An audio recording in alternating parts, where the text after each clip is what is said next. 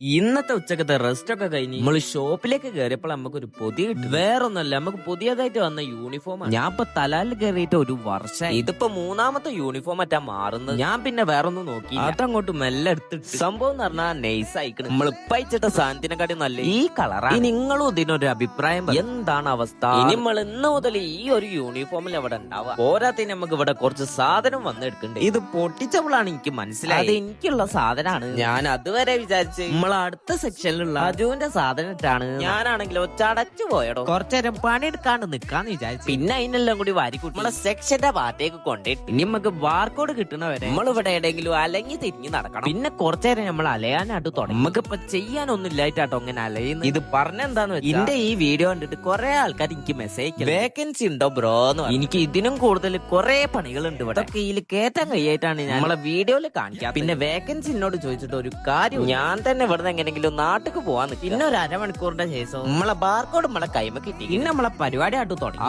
പെട്ടിന്നെല്ലാം കൂടി വലിച്ച് പുറത്തേക്ക് ഇട്ട് ബാർകോഡ് ഒട്ടിച്ചിട്ട് നേരത്തെ ആയിട്ട് ഡിസ്പ്ലേയിൽ കയറ്റി. ഇവിടെ മൊത്തത്തിൽ കൊള്ളായിട്ട് ബാക്കി വന്ന് ഇവിടെ ഞാൻ ചീരിച്ചായി. വേറെ വൈയില്ലേനും. പിന്നെ ഞാൻ അവിടെ കണ്ടത് നല്ലൊരു തിരക്ക്. ഇവിടെ രാത്രി സമയത്താണ് എല്ലാരും. എനിക്കാണെങ്കിലും ഒന്നായിട്ട് തലപ്രാന്തായി പോയി. നമുക്ക് പോവാനുള്ള ടൈം ഷോപ്പ് നോട്ടിയായിട്ട് ഇറങ്ങി നമ്മളെ മെസ്സിലേക്ക്. ആടുന്ന് മെല്ലെ ഫുഡും നേരെ റൂമിലേക്ക് ഓടി. അതെന്താന്ന് വെച്ചാ ഞാൻ ഇപ്പൊ മൊത്തത്തിൽ കളവന്മാരവസ്ഥയിലായി. എന്താന്നറിയില്ല, ഇപ്പൊ ബോഡി മൊത്തം വേദന ആയിട്ട് നടക്കുക. ഞാൻ പോയി കിടന്നുറങ്ങട്ടെ. അപ്പോ ശരി എന്നാ.